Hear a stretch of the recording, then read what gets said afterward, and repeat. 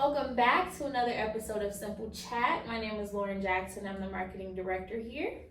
I'm Sydney Payne, and I'm the Chief Operating Officer here at Simple Lending. I think this is the first that we are behind the camera together, so this should be interesting. Yeah. I hate being in front of the camera. Any opportunity I can get to be behind it. Yeah. I think you and I both are kind of just like, let us just sit back and watch and kind of give directions. Maybe, yeah. Let us cook, okay? But I think this is a good opportunity because I think you and I can relate on this topic of being your true authentic self. So let's just get into it. What does it mean to be your true authentic self, especially in a professional setting? I think being your true authentic self in the workplace can look multiple different ways, obviously.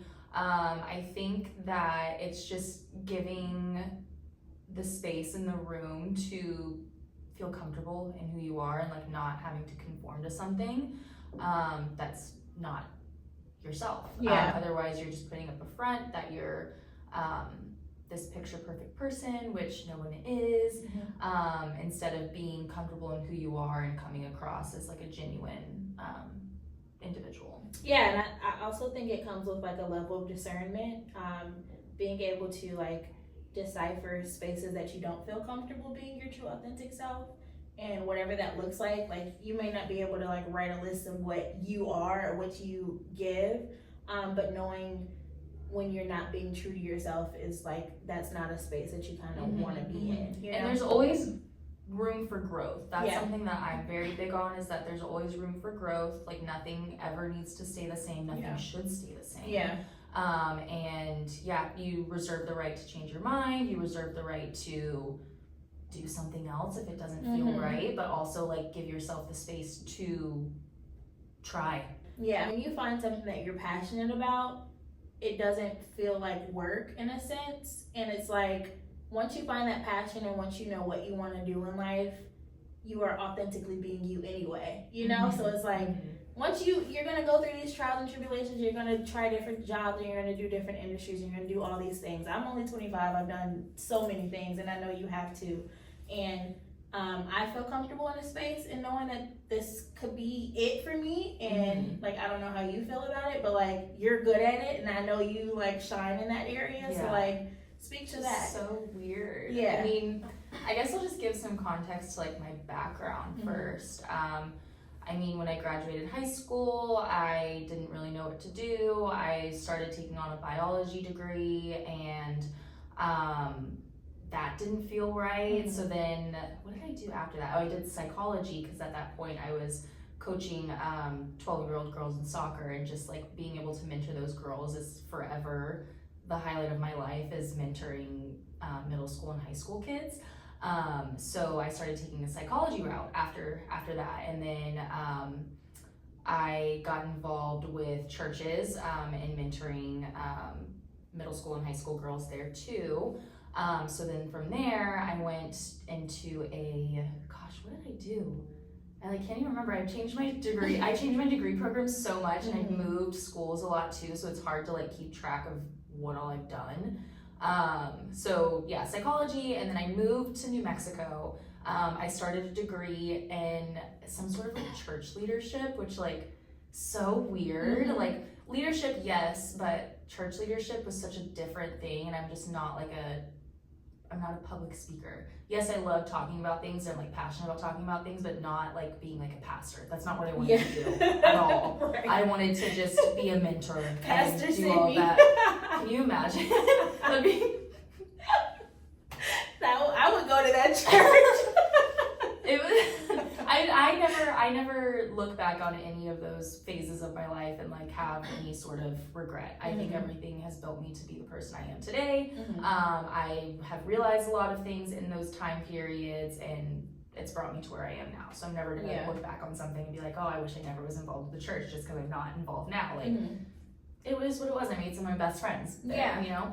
In the time I changed my degree to a business degree, and I started taking on a lot of digital media marketing kind of thing. So I ran all of the social media accounts, did all of the digital media work for the church that was out there. I was out there for 4 years. And I was director of communications and basically an assistant manager for a plant shop out there doing all creative events, all of that. And that's really I found a lot of heart and passion in doing that too. My background, I also done a lot of photography, weddings, portraits, all of that. So, I mean, long story short, I didn't graduate with a degree at all. I've been to multiple different degree programs. Most recently was digital media, but the digital media program I was a part of felt very outdated for where I was at in my creative journey and expertise. And so yeah, I jumped off of doing that. I mean, I was a receptionist in there too. Serving on and off. And then I think what kind of rolled me into here was I was working at the hair salon. I was working as a receptionist, also doing social media and helping with a lot of the creative directing kind of stuff. And then I was working at a jewelry shop that opened up, and then that was the most unfulfilling job I've ever had. I mean, in part by it was so slow and busy, and I was standing there for 8 or 9 hours, couldn't do any other work or anything. I was like, get me out of here. So I started up as Janine's assistant, as we know, and then kind of worked my way up to being the chief operating officer of the company. We've had, I don't think I've I think we've clearly talked about our journeys in passing before, but I don't think I really heard your journey full out, and now I'm thinking of the similarities that we have. That literally sounds like my journey. And anyone that I talk to about it, or people who I've known for years, I mean, we kind of just look at each other and I'm like, what? Twins. I'm in a corporate environment and in finance, and what? Who am I? Really? A lot of the imposter syndrome, actually, just because I don't come from finance. I don't come from knowing about money. I don't come from any of that, but that's my day-to-day is managing those kind of things. So to be in this position now is so wild, and to have come so quickly too. 2 years ago, I was working at the salon doing creative stuff and photography on the side. I think that also speaks to the people that you have around. You spoke a little bit about how you met some of your best friends through your journey, but even Janine, you started off as her personal assistant. I did too. Well, before that though, we met playing soccer. Right. We met playing soccer 3 years ago. Right. We just joined a random free agent team, and a year later, I knew she was kind of doing her own thing. And I reached out, I was like, hey, do you need help with anything? Thinking I can help with marketing. I can help with this kind of stuff. And she's like, oh, I need an assistant, email, stuff like that. And I was like, okay, maybe I could be her marketing person, whatever. And look at us, right? It's great. No, but that's again, surrounding yourself with people that allow you to be your true authentic self, but also challenge you and know you can have your dream and your vision for yourself, but when people actually care about you and they see your potential and they want you to be great, they push you in different directions. And sometimes it's kind of you're a little resistant. You're like, no, I want to do this, but other people are like, no, you will really be good at this. So I think that testament to that too, when I was moving to New Mexico to do my church internship stuff, I went in wanting to do students because that's the position I was in. That's what I loved doing for 3-4 years. And they looked at me and they said, no, we want you to be in digital media. And I was like, no, I don't want to do digital media. I don't want to do any creative stuff. I want to do students. And those 4 years were the most growth I've ever had with digital media. And I have a whole new perspective and all of that. I couldn't imagine having been in students solely for 4 years with that. I was still involved, but not to the day-to-day or being a director or a pastor or anything like that. So it's just it's so crazy to see that. How do you think that we're grateful to have someone like Janine as a leader for a company that again pushes us to be our best selves and allows us to walk in our own paths? Again, you started off as her assistant, I started as her assistant, but our journeys are different, right? How do you think leadership can create a culture where individuality is celebrated and accepted? I think giving the space to do the day-to-day, but also to explore what you like, how am I saying this? To explore what you could be good at, or what potential you see in something, just opening that area up and letting you run with it, but also like not being scared to pull back and be like, actually, I think you would be better in this direction. I think that like giving the freedom, like I'm just like I'm literally thinking of my dog right now, like running in an open field, like just let loose, have fun, do all of those things, get the experience, and that's kind of how you as a person too finds out like yes or no, do I want to do you want to do something in operations, yes or no, do I want to do something more creative, yes or no, do I want to do something that's like, you just have to experiment and find out. So leaving that space open to be able to do that, and also leaving the space open to pivot as needed. I agree. I think again we're fortunate because this is like a startup company, so there's just room for everybody to kind of like again figure out where their puzzle piece fits. And I think again to your point, like you wouldn't take your dog to an open field on a leash and like run them through the field on the leash. Just let them go and let them figure out. They'll come back if it's meant to be, right? If that's like your dog. Poppy, I don't know. Your dog may come back, whatever. Okay, skip the dogs. Okay, it's the inevitable is gonna happen regardless. You know, so it's like we're not like I tell my grandma this all the time. Like she sat in her job for 40 plus years, right? Wow. Their generation was completely different. Whereas like they just had a job. You stay. Yeah. Whether they liked it or not, they stayed and they stayed to retirement and they got their 401k and they're good, right? Yeah. Our generation is different, and it's like we're even different generations. Yeah, we're even different. Yeah. And I feel like my generation specifically is like, if we ain't happy, we ain't doing it. And if it's not for me, I ain't doing it. And I love that about us, because it's like that's what life is about. Why sit in a space where you just are just a number? You know, like create that space for yourself, advocate for yourself, speak up, and just like do what you want to do. Do you think standing out and being different in a workplace can be an advantage? I don't know. I mean, you obviously, like me, I've got, my hair's, maybe it's so red right now, I don't know. I have the red hair, and I have tattoos, and I listen to, like, alternative and, like, metal music, all of that stuff. Like, I think, like, yes, you do get looked at differently, but, like, not in a negative way. I don't feel like I ever get looked at in a negative way, unless someone's obviously, like, you know, but, I don't know. I don't know. I think for me, like, I've been in spaces where I was the only person that looked like me. And I take that as empowerment for people that look like me, people that don't know that they belong in those spaces. Like, I'm the type of person that I don't want a seat at the table. I'll pull my own chair up, you know? And it's like being different. Don't be discouraged, don't be timid, don't be afraid to be the only person that looks like you. Like, create that space for the people that look like you. I've never, I've never felt out of place. And I mean, maybe that's just like a testament on like how Janine brought me into the industry. I've never felt out of place, one, being a woman, two, having tattoos, where those are two very like things that people don't do in the corporate world. Traditional. Traditional. I mean, luckily, like private lending, like people kind of just do whatever, you know, but it still has those like finance, like that kind of like background and everything to it.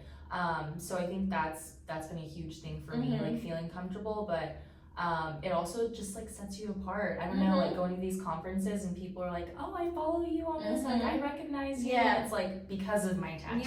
I mean, you can't see my tattoos right now. I got this one. We just took new headshots actually, and I was a little hesitant in changing mine just for a brief moment because my tattoos are showing. And I decided, like, I had a few pictures where I had on my blazer, and then I had on a few where I just had on my blouse, which was short cut. And I chose the one that showed my tattoos. I chose the one that showed my full sleeve because that's me. And when you see me, we live in Houston, you know, like, let's be real. Yeah. You don't see my tattoos. And it's like, I think that that's just like the small pieces of like being authentic in yourself. Like, don't hide those parts about you. That's who you are. That's what comes with you. That's what you love. And if people don't respect that, they don't deserve to be in your space. You know, I have locks. I'm a black girl with locks and tattoos, and I'm that person. I'm that person that people remember, and that people remember me by those things. I just do it because I like it, but like, that stuff matters. And it's like, find a place where you feel safe. If you don't feel safe, you shouldn't be there. Yeah, it's a conversation starter too. You know, there's one broker that I met in Austin. I remember just like seeing him, and I was like, oh, he looks nice. Like, maybe I'll like talk to him later or something. And then he like looked over at me and he goes, you like butterflies, huh? And I was like, what? And he was like, you got butterfly tattoos. And I was like, only like 1 or 2. And he's like, no, you got like 1, 2, 3, like counting them all out. And I was like, oh.